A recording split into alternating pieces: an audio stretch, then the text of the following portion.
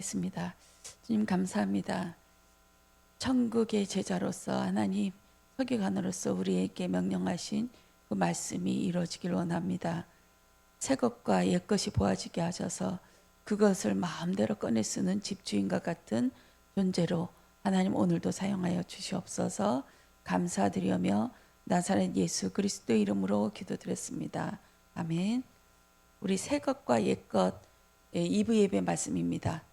이 말씀하시면서 이 앞에 모든 것을 비유로 7가지 비유로 말씀하셨어요. 그 처음에는 옥토밭, 길가밭, 가시떨기밭, 돌적밭 이게 말씀하시면서 많은 무리들한테 말씀하시고 그 다음에 또 그 열매를 어떤 식으로 거두냐.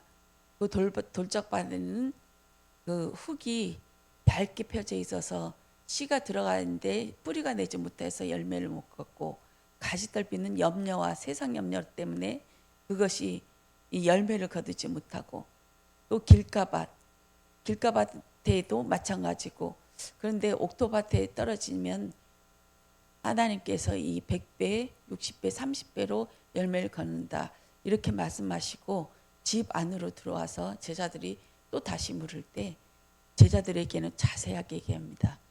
영적인 구조를 가지고 얘기합니다. 밭은 세상이다, 너다. 그리고 씨 뿌린 씨는 인자다. 그리고 농부는 하나님이다. 이렇게 말씀하시면서 영적인 구조를 이 제자들에게 확 보여주게 말씀하셨습니다. 세상 사람들한테 얘기할 때, 또 무리들한테 얘기할 때, 또 제자들한테 얘기할 때는 완전히 다르죠. 제자들에게는 영적 구조, 이 사단의 배경과 죄의 배경, 또 하나님의 자녀의 어떤 신분과 권세를 가졌는지를 낱낱이 조목조목 말씀하십니다. 그리고 7가지 비유를 통해서 저는 그것을 봤어요. 우리와 완전히 떨어진 것에, 우리 한국에서 뭐 사막 얘기를 한다든지 저기 멀리 우리가 잘 모르는 그 부의 세계, 호화로운 생활 이런 거 얘기하면 우리 잘 모르잖아요. 그쪽 세계는.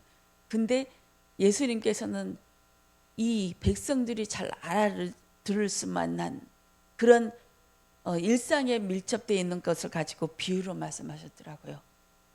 농사 짓는 거, 또 어부 이런 것을 얘기하시면서 우리가 쉽게 누룩, 우리가 일상에서 접하는 것을 가지고 말씀을 주면서 이것을 이렇게 말씀하셨습니다. 예수님은 우리에게 어려운 말씀하시는 분이 아니구나. 내가 알 수 있는 범위를 가지고 예수님께서 설명해 주시고 또 그것을 자세하게 말씀해 주시는 것이구나 이렇게 깨달았습니다. 또 알곡과 가라지 비유를 말씀하시면서 알곡이 있는데 거기에 가라지도 뿌려놨다 이거예요. 사탄이 와서 이 가라지, 악한 자가 와서 본성부터 아픈 자가 와서 이 가라지를 뿌려놨는데 이 제자들이 그 얘기를 합니다. 이것을 뽑을까요?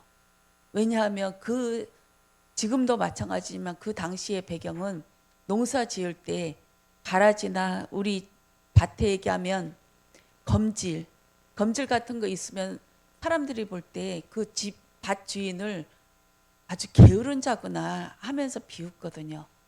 그렇게 해서 저희 어머니도 밭에 농사 지을 때 사람들이 욕한다고 하면서 막 못 걷는 다리를 이끌면서 가서 밭에 검지를 메고 그것을 계속 하셨거든요. 남들이 볼 때 깨끗해야 된다.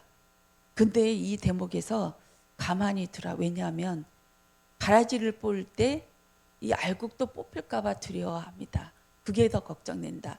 내 이름이 모독당하는 것보다 내 자녀들이 거기에 상처를 입어서 이게 무슨 일이지? 하나님 없나? 하나님 왜 이러시지? 하면서 놀래 자빠지는, 그리고 이게 마음에 근심이 가득 차서 주님을 멀리하고 싶은 그런 생각이 들지 않을까? 오해하지 않을까? 왜냐하면 우리 수준에 갇혀 있기 때문입니다. 우리가 볼 때는 어느 것이 알곡인지 가라지인지 모르잖아요. 하나님께서 이 문제와 사건을 통해서 알곡은 그것을 통해 일어나게 되지만 가라지는 또 그것을 통해서 거기에서 뽑힌 바 되어지고, 또 알고 또 그 과정을 통해서 주변에 있는 사람들은 많이 오해를 해요. 하나님이 살아계시면 이럴 수 있을까? 이럴 수 있을까? 하면서 저도 그런 얘기를 몇 번 들은 적이 있거든요. 그런데 하나님은 살아계십니다. 그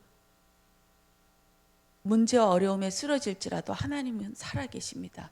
이것은 하나님께서 작정하신 일이고, 우리가 알 수 없는 영적인 영세전부터 예비하신 그 하나님께서 만물을 통해서 인도해 가시는 그 일에 요만큼 쓰임 받는 것이지, 그게 큰 하나님 앞에 큰 모욕을 주거나 하나님의 이름에 먹칠할 만한 그런 일은 아니거든요. 왜냐하면 당신의 복음은 당신이 지키시기 때문입니다. 우리가 뭐라고 해도 하나님은 살아계시기 때문이죠. 또 겨자씨 비유 말씀하셨습니다. 겨자씨는 아주 작은 건데 이것이 클 때는 3m, 4m까지 올라간대요.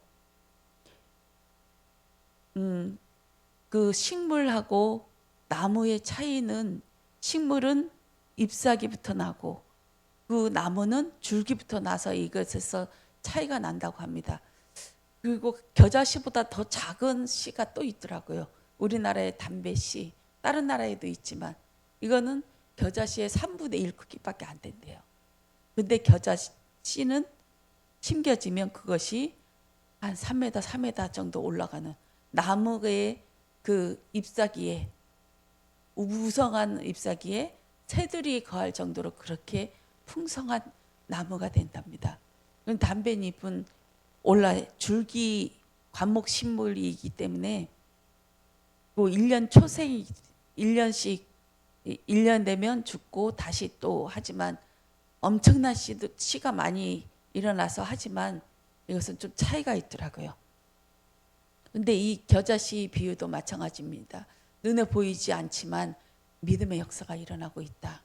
우리 안에 그 씨가 심겨져서 그 일들이 일어나고 있는데 아무도 모른다. 그런데 어느 순간, 결정적인 순간에 그리스도를 고백하며 그리스도께 영광 돌리는 그 일들이 일어나면서 나한테서 없는 믿음이 생겨났네. 내가 언제 이렇게 믿음이 성장했지? 하면서 내가 놀랄 정도로 그렇게 되어지는 것이 겨자씨 비유인 줄 믿습니다. 누룩은 그 빵 조각을 햇빛에다가 한 일주일 정도 말린다고 하더라고요. 그러면 누룩이 되어져서 그것을 하는데, 이것을 그 당시에는 굴자가 없었기 때문에 여리고에서 예루살렘으로 가는 그 기간 보통 3일에서 4일 정도가 되는데, 이 왕복하는 동안 일주일이나 한 8일 정도, 이 기간 동안에 있어야 이 누룩이 된다고 합니다. 오랜 기간 동안에 이 누룩이 만들어지는 거죠. 이 누룩도 조금 들어가는데 이것이 마음껏 부풀어서 맛있고 또 부드러운 빵으로 되어진 것입니다. 아주 조금 들어가는데 이것이 크게 불풀게 하는, 그러나 이 기간이 만만치 않다 이거죠. 그냥 오늘 아침에 넣으면 몇 시간 후에 반려되는 것이 아니라, 지금은 그렇게 얼마든지 할 수 있지만 그 당시에는 그 정도로 누룩의 이 숙성이 되어서 제 효과를 발휘하면 기간이 필요하다. 우리 인생의 광야의 생활을 했듯이 이 말씀이 들어가서 생명이 역동하기까지는 기간이 필요하구나. 견뎌내는 시간이 필요하고 기다리는 시간이 필요하구나. 이 누룩의 비유는 이렇게 보아졌습니다. 감추어진 보화 말씀하셨는데, 그 당시에 목사님께서도 말씀하셨잖아요.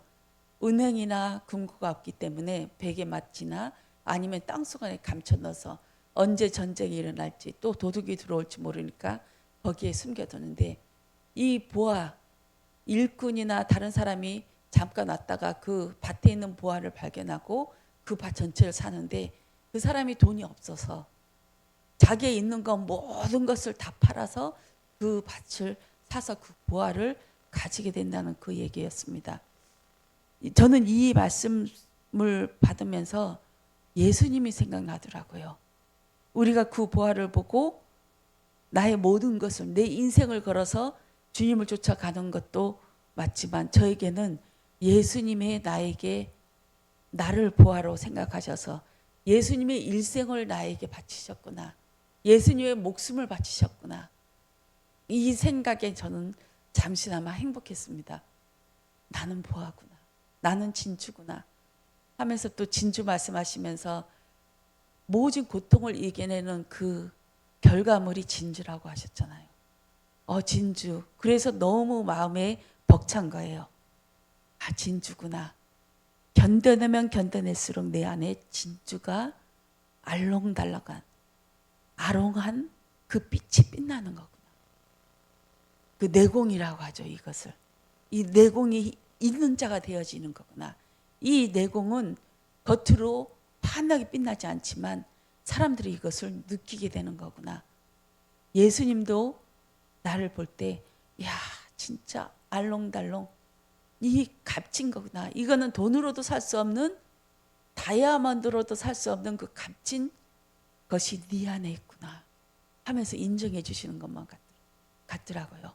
이것은 또 그냥 이 보화로 빛나는 것이 아니라 나를 구원하시고 또 이것을 통해서 다른 사람들을 구원해내는 구원의 문이구나. 새 예루살렘에 천국으로 입성하는 그 구원의 진주문이구나. 이렇게까지 묵상되어졌습니다. 또 바다에서 진주를 바다에서 각종 물고기를 꺼내는데 거기에서 좋은 것은 담고 가치 없는 것은 버린다. 이렇게 말씀하셨어요. 많은 그물을 모으는데 이렇게 말씀하시면서 오늘 말씀 천국의 제자된 서기관마다 마치 새 것과 옛 것을 그 곳간에 내오는 집주인과 같으니라. 서기관과 바리새인은 다 악한 것으로 표현했는데 여기서는 천국의 제자 말씀하십니다. 이 비유를 통해서 내 안에 진주가 심겨지고 내 안에 겨자씨만한 믿음이 들어간 자, 또 예수 그리스도가 참된 내 인생의 가치구나. 내 인생에 내 생명을 걸 만큼 귀한 분이고 그분을 위해서는 정말 하나도 아깝지 않다. 이렇게 발견된 제자. 서기관은 뭡니까? 율법을 낭독하고 율법을 이렇게 필사하고 전하는 바리새인보다 더 많이 알고 있는 그 율법. 이분들이 이 서기관인 줄 믿습니다. 그러면 천국에 대해서 모든 것을 알고 이해하고 이것을 필사하고 또 낭독해 줄 수 있는 천국에 대해서 이 사람이 천국의 제자 아닌가. 제자인 서기관. 이 서기관을 통해서 새 것하고 옛 것을 갖고 오고 이것을 자기 주인처럼 때로는 설탕도 넣고 때로는 소금도 넣고 하는 요리사처럼 이것을 이럴 때는 율법을 꺼내 쓰고 이럴 때는 복음을 갖다 쓰고 그러면서 이것을 맛있게 요리해서 어느 하나도 필요 없는 것이 버릴 것이 없는 율법도 필요하고 복음도 필요하고 그러나 이것을 항상 같이 공존할 수 있는 선악과와 생명나무가 같이 공존할 수 있는 같이 요리할 수 있는 그런 주인이 되는 우리 오늘 하루가 되어지길 원합니다. 오늘도 그 그리스도가 나의 그리스도 되어지길 원합니다. 마음대로 갖다 쓰길 원합니다. 복음과 율법 이것이 나의 것 되어서 내 것이 되어지지 않으면 한쪽으로 치우치기 마련이죠. 그래서 내 것이 되어서 이것을 마음껏 묵상하며 기쁨에 둘러차는 그런 오늘 하루가 되어지길 원합니다. 저는 어저께 고등어 입식을 한 3만 5천 미 하기로 했는데 들어온 거 보니까 배에서 거의 죽어가지고 또 들어오면서도 많이 죽어가지고 한 10,000미도 안 될 것 같아요.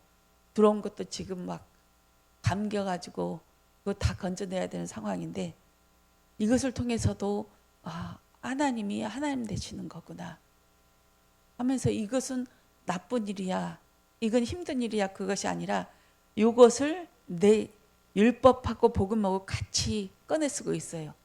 우리가 너무 많이 오면 내가 힘드니까 하나님께서 적당한 분량으로 우리가 키울 수 있는 분량으로 이렇게 주시는 거구나 하면서 감사가 되어지더라고요. 저희 신랑도 마찬가지로. 그러면서 하나님이 하나님 되어지는 고백되어지기 원합니다. 모든 것에는 나쁜 것만 있지 않고 나쁜 것 뒤에 숨겨 있는 하나님의 뜻과 계획이 있어서 그것까지 바라보는 오늘 하루 되어지길 원합니다. 기도하겠습니다. 오늘도 주님 안에서 승리하여지길 원합니다. 마음껏 내 쓰는 집주인 것처럼 율법과 복음, 새 것과 옛 것이 내 안에서 하나님 자세히 이해되어지고 내 것 대해서 마음껏 사용하며 낭독해 줄 수 있는 서기관이 될 수 있도록 주여 오늘 하루도 축복하여 주시옵소서. 감사드리며 나사렛 예수 그리스도 이름으로 기도드렸습니다. 아멘.